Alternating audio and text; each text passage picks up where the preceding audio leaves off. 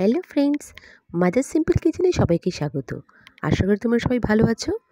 আজকে তোমাদের সঙ্গে শেয়ার করব কাতলা মাছ ফুলকপি দিয়ে একটা রেসিপি। এর জন্য আমার দরকার কাতলা মাছ, ফুলকপি, আলু এখানে আমি ভাপিয়ে নিয়েছি, পেঁয়াজ বাটা, টমেটো বাটা, আদা রসুন বাটা, 5 ফোড়ন, শুকনো লঙ্কা, হলুদ, লঙ্কা গুঁড়ো।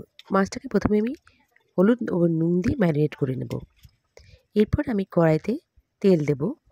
তেল দিয়ে মাছটাকে আমি এক এক করে ভেজে নেব। মাছটাকে একটু লাল করে ভাজবো এবং মাছটা একটু ভাজা হয়ে গেলে তুলে রাখবো।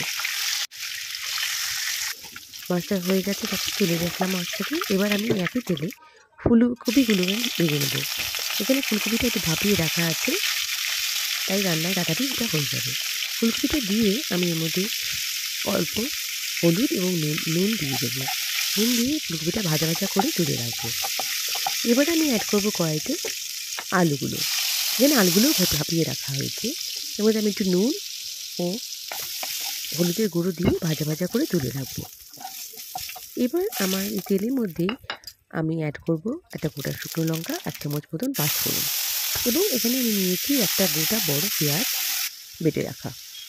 তার মধ্যে আমি অ্যাড করব 2 চামচ মতন আদা রসুন বাটা। একটু ভালো করে ভেজে নিয়ে এর মধ্যে আমি আন্দাজ অনুযায়ী নুন দিয়ে দিলাম, 1 চামচ হলুদ গুঁড়ো এবং 1 চামচ লঙ্কা গুঁড়ো মতো অ্যাড করছি। একটু ভাজা ভাজা হয়ে আসলে এর মধ্যে আমি টমেটো পেস্ট অ্যাড করছি। এখানে আমি একটা বড় সাইজের টমেটো পেস্ট করে নিয়েছি।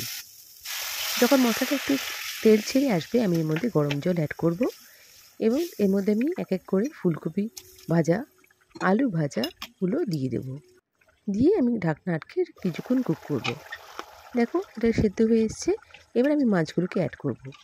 মাছগুলো অ্যাড করার পর আমি কিছুক্ষণ একটু ঢেকে রাখবো, মিনিট খানেক। এই দেখো রান্নাটা আমার প্রায় হয়েই এসছে। এবার আমি গরম মশলা অ্যাড করব। ব্যাস, রান্নাটা রেডি। আশা করি তোমার রান্নাটা ভালো লেগেছে।